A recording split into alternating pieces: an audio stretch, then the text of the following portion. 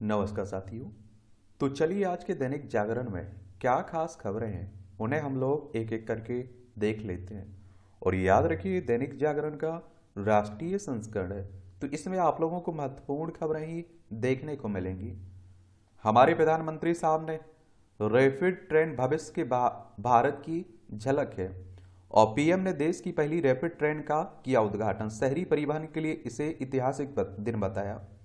और कहा कि हम जिसका शिलान्यास करते हैं उसका उद्घाटन भी करते हैं। दिल्ली मेरठ तक पूरे रूट का लोकार्पण भी करूंगा। और मोदी ने रैपिड ट्रेन में किया सफर, डिजिटल टिकट भी खरीदा। और ये आपको बता दूं कि ये ट्रेन आधुनिक, आरामदेह और अभूतपूर्व गति से लैस देश की पहली रैपिड ट्रेन है।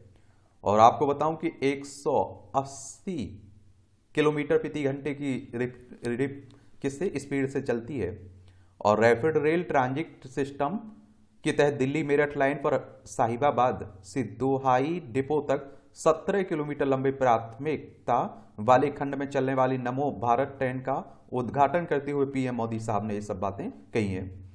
और इसका शिलान्यास आप देखेंगे 30,000 करोड़ रुपए की इस परियोजना की शुरुआत पीएम ने 2019 में मार्च में की थी, ये भी याद रखिएगा। अच्छी बात है। 3 शहरों में कनाडा की वीजा सेवा बंद। और आप देखिए कनाडा ने भारत स्थित उच्चायुक्त से अपने 41 राजनयिकों को भी निकाला। कनाडा ने विवाद बढ़ने पर भारत में अपने नागरिकों से सावधानी बरतने को भी कहा है। और भारत ने कहा है कि कनाडाई राजनयिकों की संख्या में कटौती वियना समझौते के मुताबिक हुई है। एक बात आप लोगों को बता दूं, देखिए खालिस्तानी समर्थक था आतंकवादी हरदीप सिंह निज्जर। आपने देखा होगा कि इसकी हत्या हुई, उसका आरोप भारत पर लगाया गया। किस पर लगाया गया?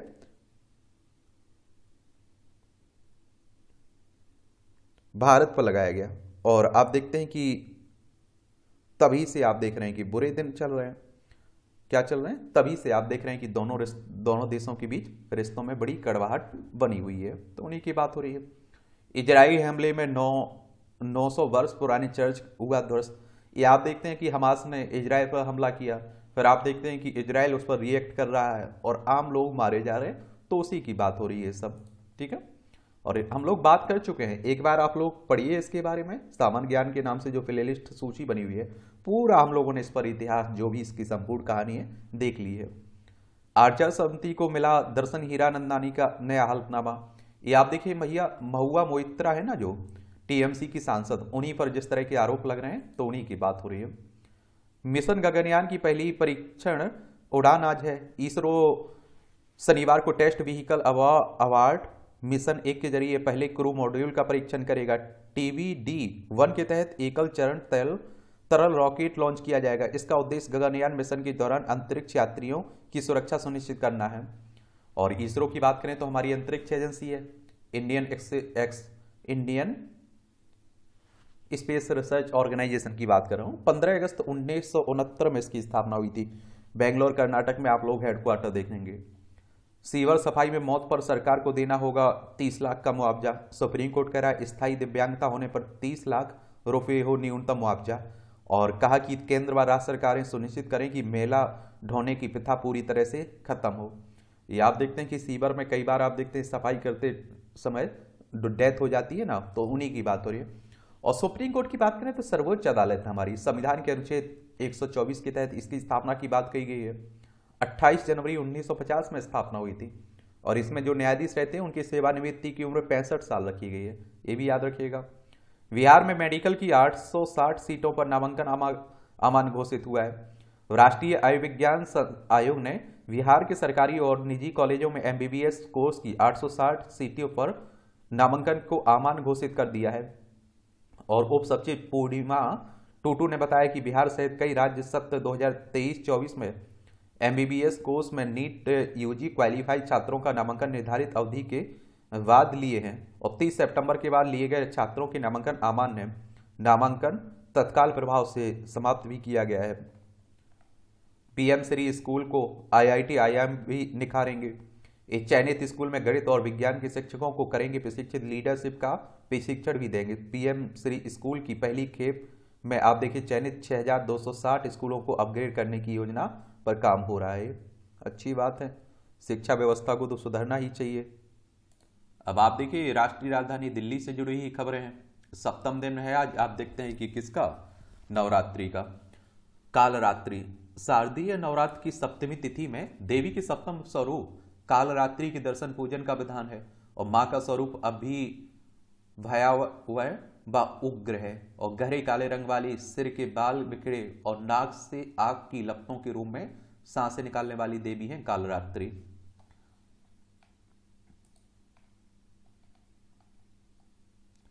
सिर्फ प्राथमिकी से नहीं हल होगा सड़क पर गाय भैंस छोड़ने का मामला, कोर्ट कह रहा है। आप देखते हैं सीएम ने प्रीमियम बस एग्रीगेटर स्कीम को दी मंजूरी। तो केजरीवाल ने कहा कि ऐप आधारित इस बस सेवा के शुरू होने से सार्वजनिक परिवहन का इस्तेमाल बढ़ेगा। पूरी तरह से वातानुकूलित ये बसें वाईफाई, जीपीएस, सीसीटीवी की सुविधा से लैस और आरामदायक होंगी। आप देखेंगे बिना सबूत जांच एजेंसी पर नहीं लगा सकते हैं राजनीतिक मकसद का आरोप, ये हाईकोर्ट कह रहा है। ये आप लोग देखते हैं कि किस पर काफी आप देख रहे हैं कि संजय सिंह जो आम आदमी पार्टी के राज्यसभा सदस्य हैं, उनकी रिमांड और गिरफ्तारी को चुनौती दी गई थी ना, तो वही याचिका खारिज कर दी है दिल्ली हाईकोर्ट ने।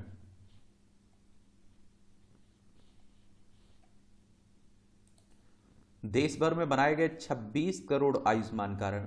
केंद्र की जो आप देखते हैं कि स्वास्थ्य बीमा योजना आयुष्मान भारत है ना, प्रधानमंत्री जन आरोग्य योजना, उसी के तहत आप देखते हैं। और ये आप देखिए 23 सितंबर 2018 में चालू की गई थी, स्वास्थ्य और परिवार कल्याण मंत्रालय के अंडर में, तो उसी की बात हो रही है। एक साथ चुनाव पर कोविंद समिति के साथ अपना खाका साझा करेंगे विधि आयोग। रामनाथ कोविंद समिति ने विधि आयोग को 25 अक्टूबर को किया है आमंत्रित। विधानसभाओं के कार्यकाल को घटाने बढ़ाने का सुझाव दे सकता है आयोग। एक बात आप लोगों को बताऊं ना कि आप देखते हैं कि हमारे देश में एक देश एक चुनाव की बात हो रही है ना, कि अभी जो आप देखते हैं कि अलग अलग हर राज्य में आप देखते हैं कहीं विधानसभा चुनाव होते रहते हैं, तो विधानसभा और लोकसभा सदस्यों के चुनाव को एक साथ कराने की बात हो रही है। और देखते हैं आगे क्या होता है। इस पर एक क्लास ली हुई थी हम लोगों ने, तो सामान्य ज्ञान के नाम से जो प्ले लिस्ट सूची बनी हुई है उसमें जाकर आप लोग देखिएगा इसके क्या तर्क हैं, इसमें के पक्ष में क्या कहा जा रहा है, विपक्ष में क्या कहा जा रहा है, ऐतिहासिक बैकग्राउंड क्या रहा है, कब क्या क्या हुआ, सब पर बात की हुई हम लोगों ने। ठीक है, पिछड़ा वर्ग की सूची में शामिल की जाए 87 जातियां, बंगाल को नोटिस, राष्ट्रीय पिछड़ा वर्ग आयोग ने आप देखते हैं ये कहा है। तो ओबीसी आयोग के बारे में अगर हम लोग बात करें ना, तो आप देखते हैं कि अभी हाल ही में आपने देखा होगा बिहार में सर्वे हुआ जाति आधारित, और एक बड़ी संख्या बताई जा रही है उसकी ओबीसी वर्ग की। तो 102 बार जो संविधान संशोधन हुआ था ना 2018 में, उसमें राष्ट्रीय पिछड़ा वर्ग आयोग को एक संवैधानिक दर्जा मिल चुका है और इसे सामाजिक और शैक्षणिक रूप से पिछड़े वर्गों के बारे में शिकायतों, कल्याणकारी उपायों की जांच करने का अधिकार है। और इससे पहले यानी कि आप देखिए राष्ट्रीय पिछड़ा वर्ग आयोग सामाजिक न्याय अधिकारिता मंत्रालय के तहत एक सांविधिक निकाय था। ये जरूर आप लोग याद रखिएगा, क्योंकि इनसे भी क्वेश्चंस कई बार पूछ लेता है। 102वें संविधान संशोधन अधिनियम द्वारा भारतीय संविधान में 2 नए अनुच्छेद 338 बी और 342 ए को जोड़ा गया है। यह संशोधन अनुच्छेद 366 में भी कुछ परिवर्तन करता है। और अनुच्छेद 338 बी सामाजिक और शैक्षिक रूप से पिछड़े वर्गों से संबंधित शिकायतों, कल्याणकारी उपायों की जांच करने के लिए एनसीबीसी को अधिकार प्रदान करता है। अनुच्छेद 342 से राष्ट्रपति को विभिन्न राज्यों एवं केंद्र शासित प्रदेशों में सामाजिक शैक्षिक रूप से पिछड़े वर्गों को निर्दिष्ट करने का अधिकार प्रदान करता है एक तरह से। और इन आयोगों से क्वेश्चंस आपके एग्जाम में पूछे जाते हैं हर साल। बेटियों की उपलब्धि दर्शा रही भारत की प्रगति। राष्ट्रपति ने कहा है कि विश्व की तीसरी सबसे बड़ी अर्थव्यवस्था बनने का राष्ट्रीय लक्ष्य है और प्राकृतिक संसाधनों के कम उपयोग और संरक्षण का दिया संदेश। जजों की नियुक्ति तबादले के लिए 21 नाम लंबित होने पर आपत्ति। सुप्रीम कोर्ट नाराज, केंद्र के वकील ने प्रक्रिया में तेजी लाने के लिए 2 सप्ताह का समय मांगा है और इस मामले में प्रगति हुई मगर इसमें और तेजी लाने की जरूरत है, कोर्ट कह रहा है। कहा कि केंद्र की चयनात्मक प्रवृत्ति बहुत सी समस्याएं पैदा कर रही है। दुनिया भर के निवेशकों आयुष क्षेत्र में निवेश को उत्साहित, सोनोवाल केंद्रीय मंत्री सर्बानंद सोनोवाल कह रहे हैं। पारदर्शिता पर संतुष्टि बाद ही बंगाल को मिलेगा पैसा। केंद्रीय ग्रामीण विकास मंत्री का सवाल, क्यों नहीं चाहते बच्चे 3% की आधार सीलिंग, सरकार की गिनाई उपलब्धियां। और ग्रामीण विकास पर आप देखिए यूपीए सरकार से अधिक खर्च का दावा भी किया है। ये आप देखिए गिरिराज सिंह है ये। अब आप देखिए चुनाव है तो चुनावी मूड में है सब। और देखिए इलेक्शन कमीशन ऑफ इंडिया है ना, जो भारतीय निर्वाचन आयोग, एक संवैधानिक बॉडी है। संविधान के अनुच्छेद 324 के तहत इसकी स्थापना की बात की गई है। और आप देखेंगे कि इसकी स्थापना कब हुई थी, 25 जनवरी 1950 में। नई दिल्ली में सचिवालय देखने को मिलेगा। सुकुमार सेन पहले मुख्य चुनाव आयुक्त थे। 25 जनवरी को आप लोग मतदाता दिवस भी मनाते हैं। अब आप देखिए आपको ज्यादा इस पर ध्यान नहीं देना है, सब आरोप प्रत्यारोप चलते रहते हैं एक दूसरे पर, तो उस पर सब चलता रहता है घमासान।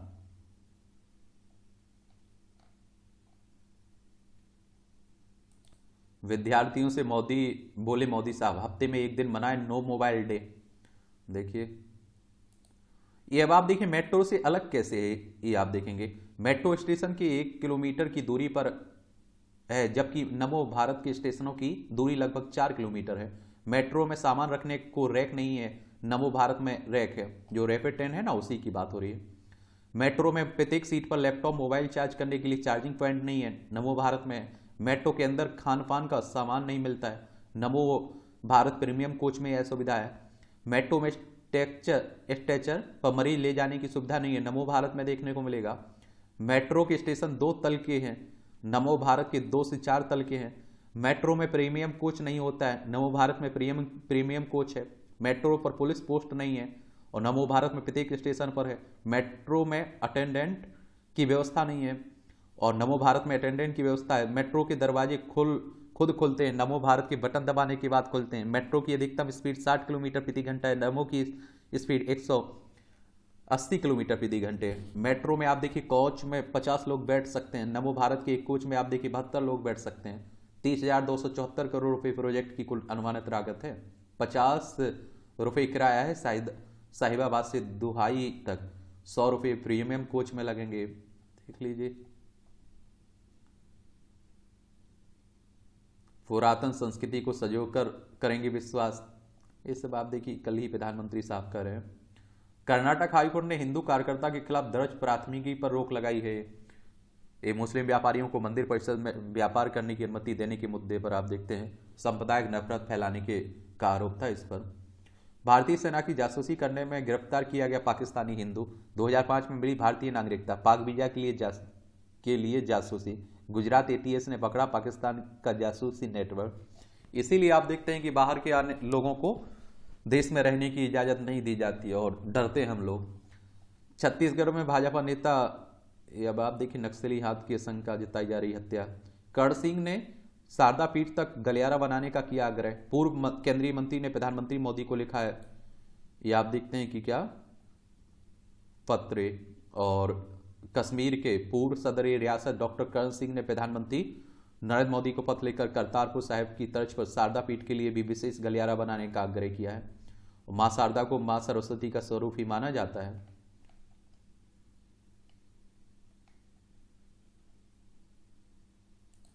ये आप देखें रामलला के प्राण प्रतिष्ठा में व्यंजनों में दिखेगी देश की विविधता। भव्य मंदिर बन रहा है अयोध्या में। कोलकाता में पहली बार 600 ड्रोन के जरिए होगा रावण दहन, देखिए विजयदशमी पर। चक्रवात तेज से गुजरात के तटीय इलाकों में खतरा, भारतीय मौसम विज्ञान कह रहा है। चक्रवात तेज आया हुआ है ना, इस साल अरब सागर में यह दूसरा चक्रवात है। और हिंद महासागर क्षेत्र में चक्रवातों के नामकरण के लिए अपनाए गए फॉर्मूले के अनुसार इसे तेज नाम दिया गया है।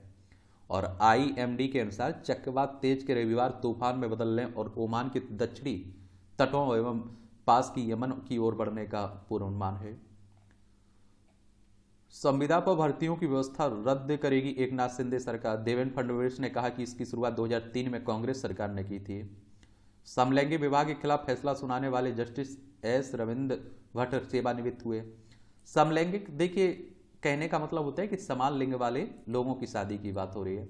आजकल आप देख रहे हैं कई मामले आते हैं जिसमें लड़की लड़की से शादी कर ले रही है, लड़का लड़के से शादी कर ले रहा है, तो उन्हीं के लिए आप देखते हैं कि उसे अमान्य घोषित किया है, उस शादी को मान्यता नहीं मिली है, ये आप लोग याद रखिएगा, खारिज कर दी है उसे। आप देखते हैं कि जो याचिका थी ना 3-2 के फैसले से। 100 साल के हुए केरल के पूर्व सीएम अच्युतानंदन। 8 पीएफआई सदस्यों की जमानत पर सुप्रीम कोर्ट में सुनवाई 30 को। ये आप देखिए पॉपुलर फ्रंट ऑफ इंडिया है ना, उसी की बात हो रही है। एक आप देखते हैं इसके कई देशों से संबंध होने के आरोप भी लगे इस पर, और साक्ष्य भी मिले, अशांति फैलाने की भी साक्ष्य मिले हैं। ये आप देखते हैं कि कहते हैं कि हिंदू राष्ट्र का काट छाट एक तरह से काट के लिए, और आप देखते हैं कि मुस्लिम पॉलिटिकल लामबंदी के लिए इसकी स्थापना की गई थी। सीबीआई के जांच अधिकारी नहीं किया संपर्क, शिव कुमार कह रहे हैं, कर्नाटक के उप मुख्यमंत्री, इन पर भी आरोप है। आप देखते हैं आय से अधिक संपत्ति के। अब सुप्रीम कोर्ट के आदेश पर होगा अगला सत्र। ईमान कह रहे पंजाब विधानसभा का 2 दिन का सत्र 3 घंटे में हुआ खत्म।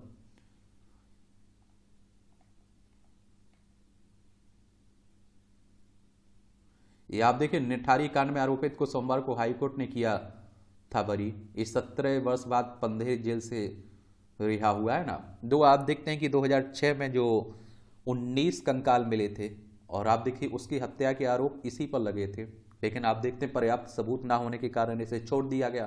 पहले आप देखते हैं कि सीबीआई ने जांच की थी तो इसे सही पाया था और फांसी की सजा सुनाई गई थी। कच्छ का धोर्डो बना श्रेष्ठ पर्यटक गांव। संयुक्त राष्ट्र का एक खिताब पाने वाला धोर्डो भारत का एकमात्र गांव है। हस्तकला, सिलाई काम, माटी के खिलौने व गोलाकार घर हैं की पहचान है। ये आप देखेंगे सांस्कृतिक, सामाजिक, प्राकृतिक, आर्थिक लोक व्यवहार की परंपरा की छटा बिखेरने वाले कच्छ व भुज जिले के धोर्डो गांव को संयुक्त राष्ट्र के विश्व पर्यटन संगठन दुनिया के 54 श्रेष्ठ पर्यटन गांवों के साथ चुना गया है। और ये आप लोगों को बताऊं, संयुक्त राष्ट्र की तो यूनाइटेड नेशंस की बात हो रही। 24 अक्टूबर 1945 में इसकी स्थापना हुई थी। न्यूयॉर्क यूएसए में इसका हेडक्वार्टर देखने को मिल जाएगा आपको। घर संभालने संघ राष्ट्र रक्षा में डटी शक्ति स्वरूपा महिला कमांडो। छत्तीसगढ़ में 700 से अधिक ऑपरेशन में 80 नक्सलियों को मारा। बस्तर के 7 जिलों में 900 की तैनाती की बात हो रही है। महादेव ऐप से आप देखिए 6000 करोड़ रुपए कमा चुके हैं सट्टेबाज। ईडी के द्वारा कोर्ट में प्रस्तुत किए गए अभियोग में पत्र में दी गई जानकारी। ये ऑनलाइन गेम सट्टा है ना ऐप, उसी की बात हो रही है। ईडी मतलब इन्फोर्समेंट डायरेक्टरेट की बात हो रही, प्रवर्तन निदेशालय की। इसकी स्थापना की अगर हम लोग बात करें तो आप देखेंगे कि 1 मई 1956 में स्थापना हुई थी। नई दिल्ली में हेडक्वार्टर देखने को मिलेगा।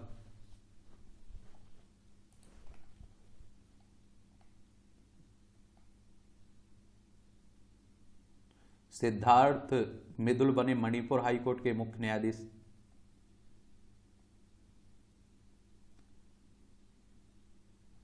आप देखिए नौसेना फरवरी में 50 देशों के साथ करेगी युद्ध अभ्यास।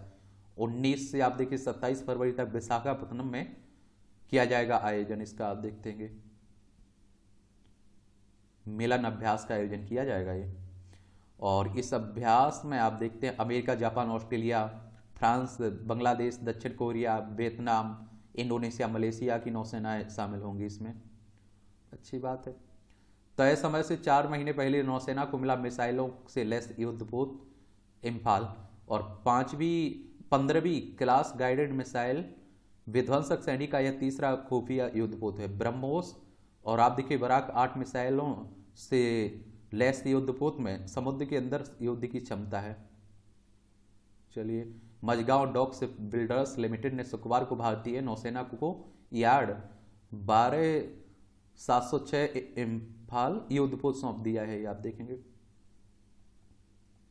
मां या सास की गुलाम नहीं है महिलाएं, ये केरल हाईकोर्ट कह रहा है। अदालत ने कहा किसी भी तरह से कमतर नहीं है महिला के फैसले। एक बात और आप लोगों को बता दूं, आजकल पारिवारिक मामले भी कोर्ट में बहुत आ रहे हैं। उत्तराखंड के कुमारों की तस्वीर बदलेगा मानस खंड मंदिर वाला मिशन। ये सीमांत में बढ़ेगा धार्मिक पर्यटन, तेजी से होगा विकास। 4 धाम की तर्ज पर विकसित होंगे पर्वत आदि कैलाश। बेहतर सड़क के साथ हेली सेवा भी मुहैया कराने की तैयारी में सरकार। और पर्यटन क्षेत्र हमारी अर्थव्यवस्था में एक बड़ा योगदान भी देता है, ये भी याद रखिएगा। अब आप देखिए, ये आपका संपादकीय पाठ है, ये आपको प्रीलिम्स में, मुख्य परीक्षा में, इंटरव्यू में हर जगह मदद पहुंचाता है। एक सामान्य जानकारी मिलती है। जब आप लोग आंसर राइटिंग करते हैं तब भी आपको फायदा मिलता है। पढ़िया करिए अच्छे से। अस्थिरता से घिरे विश्व में स्थिर भारत। तो आप देखिए दुनिया अभी रूस यूक्रेन युद्ध से उपजी परिस्थितियों से उबर भी नहीं पाया था कि पश्चिम एशिया में संघर्ष के एक नए मोर्चे ने विश्व को एक नई अनिश्चितता की ओर धकेल दिया है। रूस यूक्रेन की लड़ाई के चलते जहां खाद्य पदार्थों से लेकर कई आवश्यक वस्तुओं की आपूर्ति प्रभावित होने से महंगाई बेलगाम हो गई, तो इजराइल हमास टकराव के चलते यही बात कच्चे तेल के बारे में भी कही जा सकती है कि इतिहास साक्षी है कि पश्चिम एशिया में कोई भी टकराव कच्चे तेल की कीमतों में आग लगाने का ही काम करता आया है। इस बार की स्थिति और विकट है क्योंकि रूस और सऊदी अरब जैसे प्रमुख तेल उत्पादक देशों ने पहले ही अपना उत्पादन घटा दिया है। इसी कारण आप देख रहे हैं कच्चे तेल के दाम $95 प्रति बैरल तक पहुंच गए हैं। वैश्विक अर्थव्यवस्था में कुछ सुस्ती के कारण तेल की कीमतें फिसल को $85 प्रति बैरल के स्तर पर पहुंची है, लेकिन इजराइल हमास टकराव के बाद कीमतों ने फिर से करीब $93 प्रति बैरल का रुख कर लिया है। और यह पश्चिमी एशिया में यह लड़ाई लंबी खींची तो तेल की कीमतें और ऊपर जा सकती हैं। चूंकि भारत बड़ी मात्रा में तेल आयात करता है, हम लोग मंगाते हैं ना दूसरे देशों से, तो स्वाभाविक सी बात है कि तेल के दाम बढ़ने से भारत का आर्थिक गणित गड़बड़ाएगा और इसके चलते मुद्रास्फीति दबाव महंगाई को नए सिरे से बढ़ा दे सकते हैं। और आसन्न चुनाव को देखते हुए पेट्रोलियम उत्पादों की खुदरा कीमतों में भी बढ़ोतरी के आसार तो नहीं लगते, लेकिन तेल की ऊंची कीमतें किसी न किसी रूप से असर तो दिखाएंगी ही। तेल की कीमतों का रुख इस दोहरे रुझान से तय होगा, क्या पश्चिम एशिया के हिंसक टकराव और तेल उत्पादक देशों की कटौती का अधिक असर होगा या फिर वैश्विक अर्थव्यवस्था में सुस्ती के चलते मांग में कमी तेल की कीमतों में को काबू में रखेंगे। रूस यूक्रेन युद्ध के चलते वैश्विक आपूर्ति श्रृंखला पहले से ही दबाव में है, जिसे पश्चिम एशिया का ताजा घटनाक्रम बढ़ाने का काम करेगा। ऐसे में महंगाई विश्व के लिए बड़ी चुनौती बनी रहेगी। कई देशों में यह अभी भी असहज स्थिति में बनी हुई है। यही कारण है कि पश्चिमी देशों के केंद्रीय बैंकों ने ब्याज दरों में वृद्धि के सिलसिले पर विराम नहीं लगाया और इसके भरी आसार हैं कि पश्चिम देशों में ब्याज दरों में बढ़ोतरी का यह सिलसिला अभी कायम रहेगा। भारत जैसी अर्थव्यवस्थाओं पर इसका स्वाभाविक असर होगा क्योंकि विदेशी निवेशक अपनी पूंजी वित्तीय परिसंपत्तियों के लिहाज से अपेक्षाकृत सुरक्षित पश्चिमी देशों में लगाने को प्राथमिकता देंगे।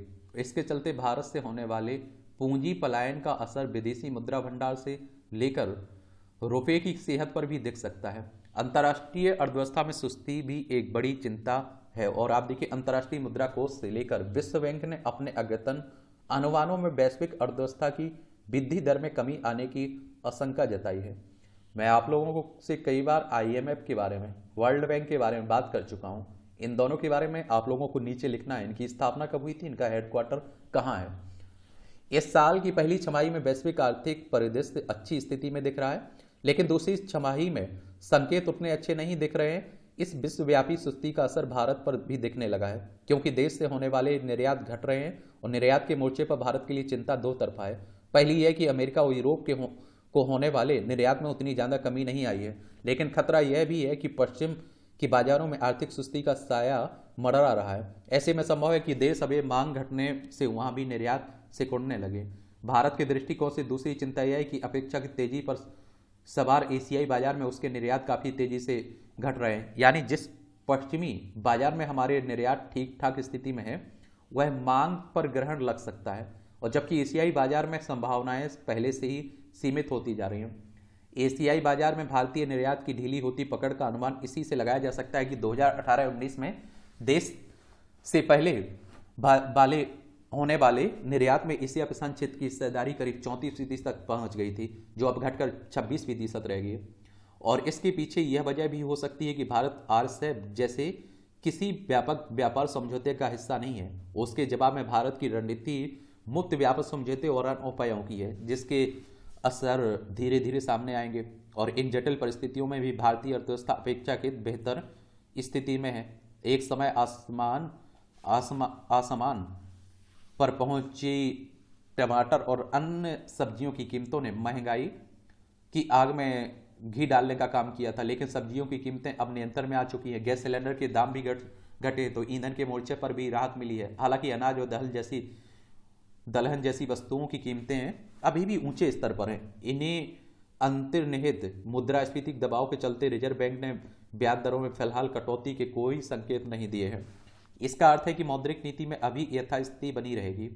और वहीं कर संग्रह से लेकर आप देखिए औद्योगिक उत्पादन के आंकड़े भी उत्साहित करने वाले हैं। घरेलू मांग विशेषकर शहरी क्षेत्रों में मांग में तेजी का जबरदस्त रुझान देखने को मिल रहा है। सेवा क्षेत्र में विमानन से लेकर आप देखिए आतिथ्य सत्कार क्षेत्र को इसका बड़ा लाभ मिल रहा है। तो वाहन और रियल एस्टेट जैसे क्षेत्रों में भी इसके व्यापक स्तर पर लाभान्वित हो रहे हैं।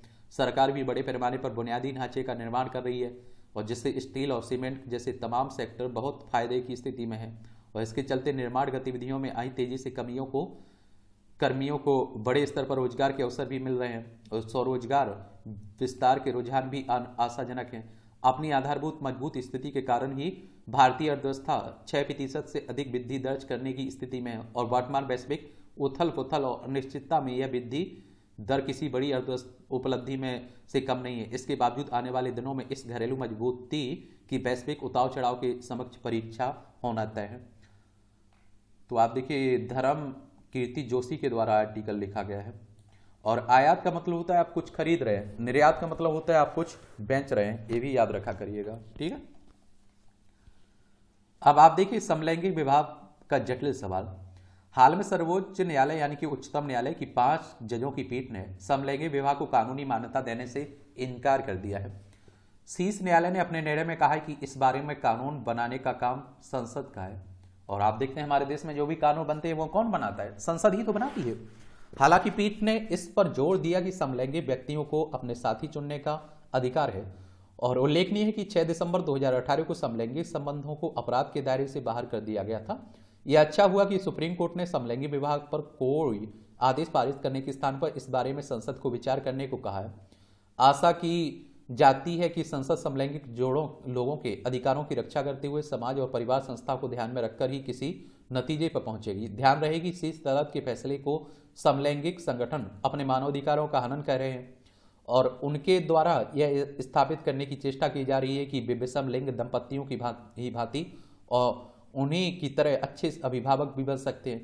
अपने इस तर्क के पीछे वे कुछ सामाजिक शोधों को आधार बनाते हैं, परंतु कई समाजशास्त्री तथा मनोविज्ञानी यह कहते रहे हैं कि ऐसे शोध अधिकांशतः अधिवक्ताओं द्वारा ही किए गए हैं और जो सामाजिक वैज्ञानिक शोध की प्रविधियों से अमूमन परिचित नहीं होते हैं, इसलिए इस शोध त्रुटियों से ग्रस्त हैं। इस संबंध में सबसे गहन समीक्षा समाजशास्त्र के प्रोफेसर स्टीवन नाट द्वारा की गई है।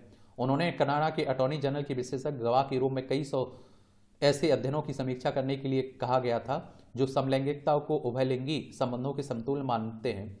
स्टीवन ने निष्कर्ष निकाला कि उनके द्वारा समीक्षा किए गए सभी शोधों में निष्पादन की कम से कम एक गंभीर कमी है।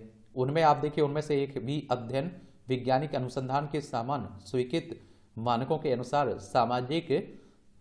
अनुसार आयोजित नहीं किया गया था और उन्होंने स्पष्ट किया था कि ये तमाम अध्ययन उस तरह का सामाजिक वैज्ञानिक प्रमाण प्रस्तुत नहीं करते जिनके आधार पर संपूर्ण वैवाहिक पारिवारिक संस्था में बदलाव किए जाए। और इस महत्वपूर्ण तथ्य पर चिंतन करना आवश्यक है। सभ्यता की परिपक्वता के बाद से ही विवाह और प्रजनन एक दूसरे के साथ मजबूती से जुड़े हुए हैं और जिस पर आप देखिए समान लिंग विवाह सीधे तौर पर आघात करेगा। वास्तव में समाजशास्त्रीय दृष्टिकोण से विवाह का प्रारंभिक उद्देश्य जन्म लेने वाले प्रत्येक बच्चे को माता पिता दोनों का ही सानिध्य और सुरक्षा प्राप्त होना है। समाज का एक वर्ग विवाह की वो भावनात्मक जुड़ाव के रूप में ही देखता है। किसी भी देश विशेष की जनसंख्या में कमी उस पर सामाजिक, राजनीतिक और आर्थिक दबाव डालती है। समान लिंग विवाह केवल विवाह से लंबे समय से जुड़े प्रजनन मानदंड को ही कमजोर नहीं करेगा, बल्कि यह भी स्थापित करेगा कि प्रजनन और विवाह के बीच कोई आवश्यक संबंध नहीं है। यह कोई सहयोग नहीं है कि जिन देशों ने समलैंगिक विवाह को वैध बना दिया है वहां प्रजनन दर दुनिया में सबसे कम है। और समलैंगिक जोड़े दावा करते रहे कि समलैंगिकता प्राकृतिक या जैविक है, परंतु इस दावे से इतर समलैंगिक संबंधों पर बहुचर्चित पुस्तक homosexuality and the politics of truth के लेखक डॉक्टर जेफरी सतीनोवर कहते हैं कि उन्होंने उन अनेक दावों की जांच की जो यह कहते हैं कि समलैंगिकता प्राकृतिक और स्वाभाविक है। सतीनोवर ने पाया कि इनमें से कई अध्ययन त्रुटिपूर्ण है। समलैंगिक संबंधों पर अपने 2 दशकों से भी अधिक के शोध के पश्चात वह कहते हैं कि समलैंगिकता स्थायी या जैविक प्रकृति नहीं अपितु यह परिवर्तनशील है। वह बताते हैं कि कैसे मनोविज्ञान, जीव विज्ञान, पसंद, आदत सभी आपस में जुड़कर यौन व्यवहार के अंतर्निहित स्वरूप का निर्माण करते हैं। समलैंगिक संबंधों पर सन्नी सतीनोवर का अध्ययन आधुनिक विज्ञान, मनोविज्ञान, आदतों की समझ, लत और दबाव की अवधारणा पर केंद्रित है। सतीनोवर की पुस्तक इस पर विचार करने की को विवश करती है और कैसे निरंतर यह अवधारणा स्थापित करने की चेष्टा की गई है कि समलैंगिक संबंध का उभय लिंग संबंधों की भांति है। और समलैंगिक कार्यकर्ताओं ने पिछली सदी के 7वें दशक में अमेरिकियों को यह समझाने के लिए जनसंपर्क अभियान चलाया और समलैंगिकता सामान्य है। यह अभियान जल्द ही विश्व भर में फैल गया है। किक तथा मॉर्डसेन की पुस्तक आफ्टर द वॉल के आधार पर समलैंगिक संगठन सामान्य जन को यह विश्वास दिलाने का प्रयास करने लगे हैं कि समलैंगिकता सामान्य, जन्मजात तथा अपरिवर्तनीय है। और आप देखिए, समान लिंग विवाह की पैरवी करने वाले सामाजिक परिवर्तन के अवांछित वेग में तर्कहीनता के आधार पर सिर्फ इसलिए वह बह रहे हैं क्योंकि उनके लिए समाज के परंपरागत स्वरूप गौण है और वे इस सत्य को विचारने के लिए तैयार नहीं कि समान लिंग यौन संबंध स्वास्थ्य के लिए प्रतिकूल होते हैं। डॉक्टर सनी सतीनोवर बताते हैं कि समलैंगिक अपने जीवन काल के 25 से 30 वर्ष खो देते हैं, जिसका कारण gonorrhoea, syphilis, herpes, HIV, AIDS, अन्य यौन संचारित संक्रमण और आंत संक्रमण आदि है। समान लिंग विवाह को मान्यता देने का एक खतरा यह भी कि उभय लिंगी दंपतियों को यह संदेश जाएगा कि समाज पितृविहीन या महत्वहीन परिवार की रचना के लिए तैयार है। समलैंगी विवाह को सामान्य सिद्ध करने में एक ऐसा दबाव समूह का कार्य कर रहा है जो समझता है कि समाज में स्त्री पुरुष के संबंधों का कोई उचित नहीं है। ठीक वैसे जैसे कई कट्टर नारीवादी मानते हैं कि पुरुष की समाप्ति के पश्चात ही स्त्री सशक्त होगी।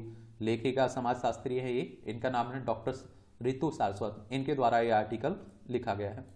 अहंकार का त्याग। बुद्धि दो प्रकार की होती है, सद्बुद्धि और कुबुद्धि। प्रतिभा को जिस प्रकार की बुद्धि का संग मिल जाता है उसकी वैसे ही गति हो जाती है। प्रतिभाशाली व्यक्तियों के बीच अहंकार एक परछाई की तरह पीछे लग जाती है। सद्बुद्धि वाला व्यक्ति तो सही समय पर जाग जाता है और इससे पीछा छुड़ाने का प्रयास करने लगता है। अच्छा कॉलम लिखा जाता है, देख लिया करिएगा। ये सफाई कर्मियों की ये अच्छा हुआ कि सुप्रीम कोर्ट ने सीवर की सफाई के दौरान मरने वालों की सफाई कर्मियों के स्वजनों को 30 लाख रुपए का मुआवजा देने का निर्देश दिया है और उसने यह भी व्यवस्था दी है कि यदि सीवर साफ करते समय कोई सफाई कर्मी स्थायी रूप से भंग हो जाता है तो उसे 20 लाख रुपए देने होंगे। सुप्रीम कोर्ट ने सीवर सफाई के दौरान होने वाली मौतों को रोकने के लिए सरकारी एजेंसियों को यह सुनिश्चित करने को भी कहा है कि वे यह देखें कि इस तरह की मौतें ना हो। यह तभी सुनिश्चित हो सकेगा जब नगर निकाय उन उपायों को अमल में लाएगा जिनसे आप देखिए सीवर सफाई के दौरान होने वाले मौतों को रोका जा सकता है। और आप देखते हैं कि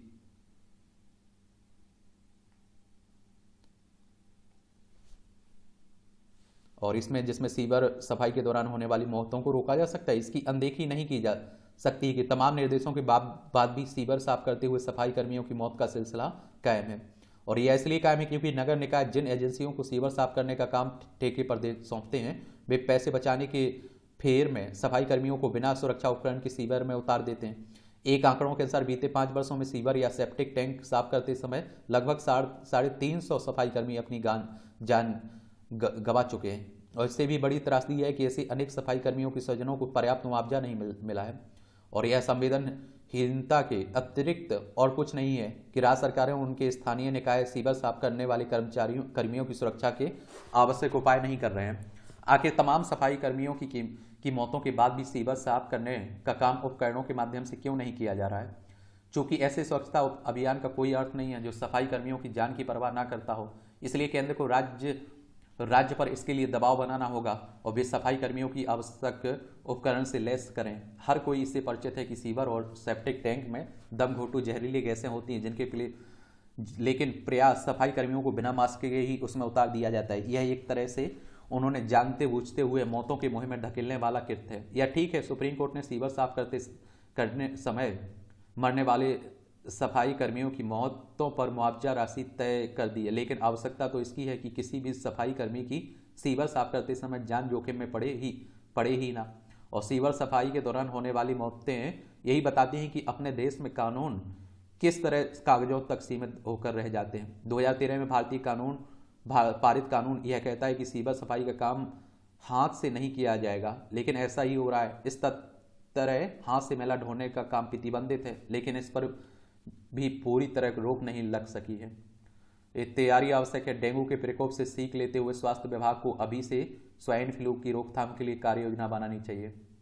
उत्तराखंड में डेंगू ने इस वर्ष काफी कहर बरपाया है। खिलौना उद्योग में भारत की धमक। यदि इच्छा शक्ति हो तो बहुत कुछ हासिल किया जा सकता है। इसका एक उदाहरण देश का खिलौना उद्योग है। यह अभी कल की ही बात लगती है जब भारत 20,000 करोड़ रुपए के खिलौने केवल चीन से आयात करता था। कोरोना के बाद चीन को लेकर दुनिया के देशों का मोह भंग हुआ और इसके बाद हालात यह होने लगे कि दुनिया के देश चीन और उसकी नीतियों को हिकारत की दृष्टि से देखने लगे। सरकार ने भी इसे गंभीरता से लिया और उसकी सकारात्मक नीतियों का परिणाम यह रहा कि देश में खिलौना उद्योग से रफ्तार पकड़ी। परिणाम स्वरूप आज भारत में खिलौना उद्योग तेजी से फलने फूलने लगा। कहा जा सकता है कि खिलौना उद्योग के लिए प्रोत्साहन नीतियां इसका प्रमुख कारण रही है। आयात शुल्क बढ़ाने के साथ ही सरकार प्रोडक्शन लिंक इनिशिएटिव स्कीम लागू कर उद्योग के विकास में सहभागी बनी है। आज 12% विकास की दर के साथ यह उद्योग बढ़ रहा है। इसे भारतीय खिलौना उद्योग के लिए शुभ संकेत कहा जा सकता है। देखा जाए तो खिलौना उद्योग पर चीन का एकाधिकार ही रहा है। लगभग 80% बाजार चीन के पास रहा है। ऐसे में चीन के खिलौना उद्योग को चुनौती देना मुश्किल भरा काम रहा है, पर एक आहन से सब कुछ बदल कर रख दिया है। एक समय था जब भारत चीन से 20,000 करोड़ रुपए का खिलौना आयात करता था। आज हालात यह हो रहा है कि आज भारत में खिलौनों का घरेलू बाजार 124.73 अरब रुपए का हो गया है। भारत से खिलौनों के निर्यात में भी उल्लेखनीय वृद्धि हुई। 2018-19 में 16.81 अरब के खिलौने निर्यात होने थे, जो 2022-23 में बढ़कर 27.08 अरब डॉलर हो गए हैं। और सरकार द्वारा खिलौनों पर आयात शुल्क 20% से बढ़ाकर 70% कर देने, कच्चे माल की सहज उपलब्धता, ईज ऑफ डूइंग के तहत आसानी से उद्योगों की स्थापना और इसके साथ ही PLI यानी कि प्रोडक्शन लिंक इनिशिएटिव को उद्योग बढ़ावा मिला है। इसके साथ ही सरकार द्वारा निर्यात को आसान और आम उद्यमी की पहुंच में करने से देशी विदेशी बाजार मिलने में आसानी हुई है। देश के हस्तशिल्प निर्यात संवर्धन परिषद द्वारा भी आवश्यक सहयोग दिया जा रहा है और इसके साथ ही राज्य सरकारें भी आगे आई हैं और यही कारण है कि बहुत कम समय में देश के खिलौना उद्योग ने देश विदेश में अपनी पहचान बनाई है। यह भी ध्यान रखना होगा कि खिलौना उद्योग का लक्षित वर्ग बच्चे हैं। ऐसे में खिलौना निर्माण के दौरान बच्चों के स्वास्थ्य का भी ध्यान रखना होगा। सरकार को भी इस दिशा में सहयोगी की भूमिका निभानी होगी। तकनीकी, वित्तीय एवं मार्गदर्शक की भूमिका निभानी होगी। यहाँ भी छोटे छोटे कॉलम रहते हैं, देख लिया करिएगा। ये आप देखिए, वर्ल्ड हंगर इंडेक्स आया हुआ था, वैश्विक भुखमरी सूचकांक, शरारत भरी विश्व भुखमरी रिपोर्ट।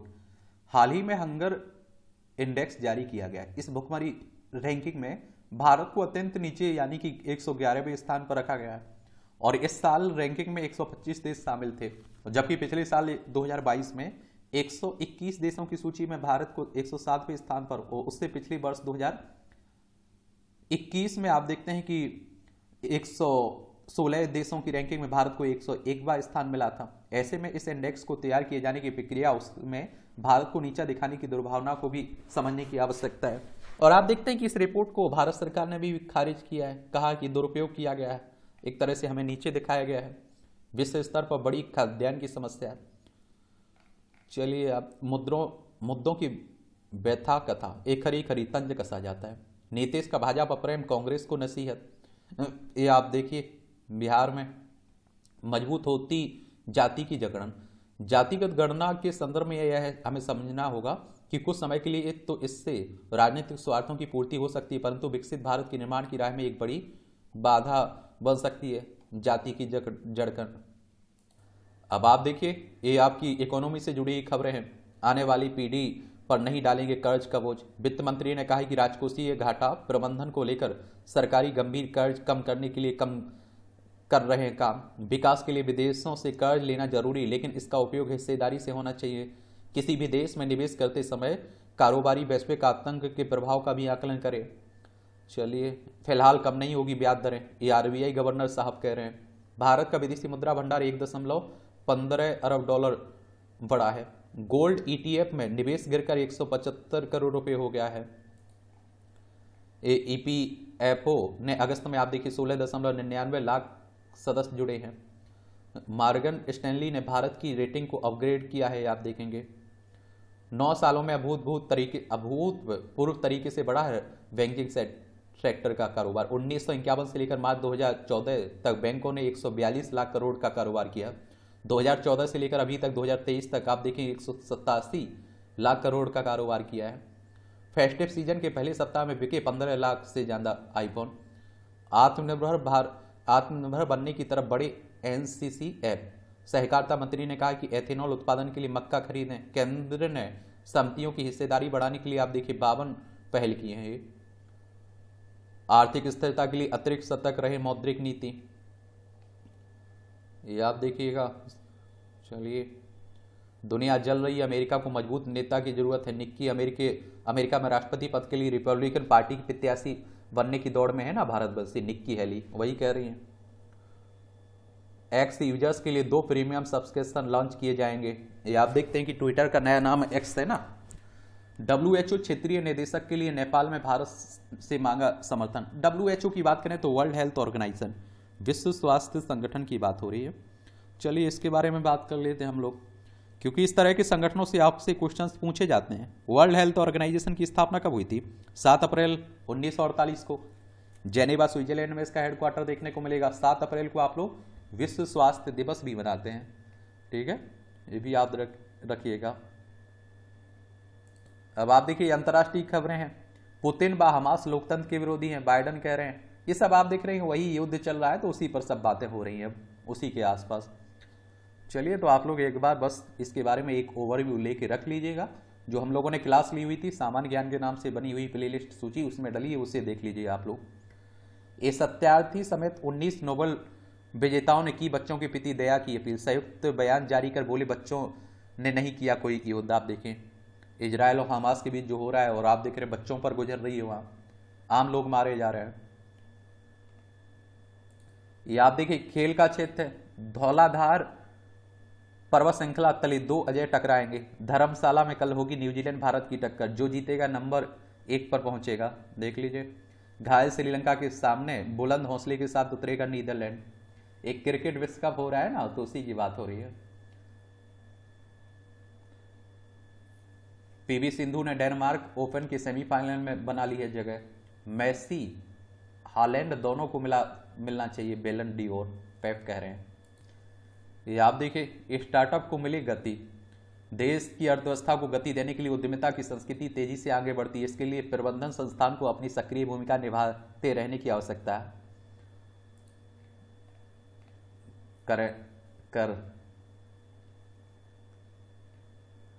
चलिए ये भी देखते रहा करिएगा आप लोग। भारतीय लोकतंत्र में विश्व में अनूठा सबको मिले अधिकार। लखनऊ में नानाजी देशमुख की स्मृति आयोजित में मुख्य अतिथि रहे केरल के राज्यपाल ने कहा है। ससुराल वालों ने सताया तो बैंड बाजी के साथ बेटी को वापस घर ले आए पिता। ये आप देखते हैं कि अच्छी बात है, क्योंकि आप देखते हैं कि कई बार क्या होता है कि घर उसके माँ बाप भी लड़की के छोड़ देते हैं, तो वो सुसाइड करने पर, आत्महत्या करने पर मजबूर हो जाती है। तो समझ रहे हैं आप लोग। ये आप देखिए यहाँ भी जनरल नॉलेज की जानकारी मिल जाती है, परीक्षा के पॉइंट भी से पॉइंट मिल जाते हैं। थॉमस एडिसन ने किया पहले व्यावसायिक बल्ब का सफल प्रदर्शन। 1879 में आज ही के दिन थॉमस एडिसन ने पहले टिकाऊ और व्यावसायिक रूप से व्यवहारिक बिजली के बल्ब का सफल प्रदर्शन किया। बिजली के बल्ब का यह मॉडल 40 घंटे तक रोशनी देता रहा। एडिसन को 1200 प्रयोग के बाद फिलामेंट के लिए उपयुक्त मटेरियल मिल पाया था। तो आप समझ रहे हैं, कोशिश करते रहिए। 1-2 सफलताओं से असफलताओं से कोई अंतिम यात्रा नहीं हो जाती है, अंतिम सफर खत्म नहीं हो जाता है। देश को कांग्रेस का विकल्प देने के लिए हुई भारतीय जनसंघ की स्थापना।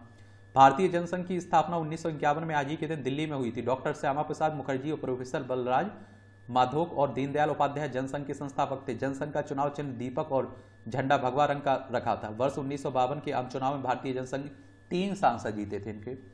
तिब्बत का सर्वेक्षण करने वाले पहले भारतीय थे नैन सिंह रावत। भारतीय अन्वेषक नैन सिंह रावत का जन्म आज ही 1830 में आज के उत्तराखंड के पिथौरागढ़ जिले में हुआ था। 1865 से 66 में रावत ने काठमांडू से तेहासा और इसके बाद मानसरोवर झील की यात्रा की, और उनकी सबसे महान यात्रा आप देखिए 1873 से 75 में लेह से ल्हासा होकर तवांग तक थी। रावत ने अपने जीवन काल में 6 यात्राएं की और कुल आप देखिए 42,000 किलोमीटर चले। रॉयल जियोग्राफिकल सोसाइटी ने 1877 में पेंटन मेडल से सम्मानित किया। 2004 में भारत सरकार ने इन्हें रावत के नाम से डाक टिकट भी जारी किया था। मानव मस्तिष्क में है रहस्यमय कोशिकाओं की एक चक्रीय श्रृंखला। 10 करोड़ से अधिक मानव मस्तिष्क कोशिकाओं का निरीक्षण किया गया रोबोट द्वारा। 3300 प्रकार की कोशिकाओं की पहचान करने का किया दावा। 2017 में विज्ञानियों ने शुरू किया था यह शोध। 21 शोध पत्र प्रकाशित हुए। इस संबंध में साइंस तहत अन्य पत्रिकाओं में भी आप देखेंगे। और मस्तिष्क कोशिकाओं की पहचान की गई। यह पहले से ज्ञात कोशिकाओं की तुलना में कहीं अधिक है और हालांकि अभी इस पर शोध करना शेष है, आखिर इनमें से अधिकांश क्या काम करती हैं। और आप देखिए 375 करोड़ डॉलर की लागत से ब्रेन एटलस तैयार। सबों से एकत्रित लाखों मानव मस्तिष्क की कोशिकाओं से अध्ययन किया गया है और मस्तिष्क में 16,000 जीन सक्रिय हैं। देख रहे हैं। अब खाइए ग्लूटेन की फ्री आलू का दलिया। केंद्रीय आलू अनुसंधान संस्थान शिमला ने तैयार की है तकनीक। स्वास्थ्य रहेगा सुरक्षित। आप देखिए दलिया की तरह प्रोडक्ट बनाने से आलू की भी बढ़ेगी मांग, किसानों का होगा लाभ। आप देखेंगे। और 2 कंपनियों ने लाइसेंस लिया है। ऐसे तैयार होगा दलिया। आलू के टुकड़े करने के बाद उसके मशीन से दाने बनाए जाएंगे और उन दानों को सुखाकर दलिया सीधा खाने योग्य बनाया जाएगा।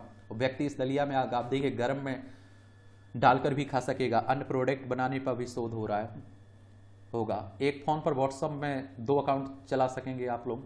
ये तो आप देखते हैं कि क्लोन के द्वारा चला भी पाते थे पहले भी। कम और अधिक नींद दोनों से अवसाद का खतरा है तो नॉर्मल लीजिए, ठीक है। चोरी करने के लिए पुतले की तरह खड़ा रहा चोर।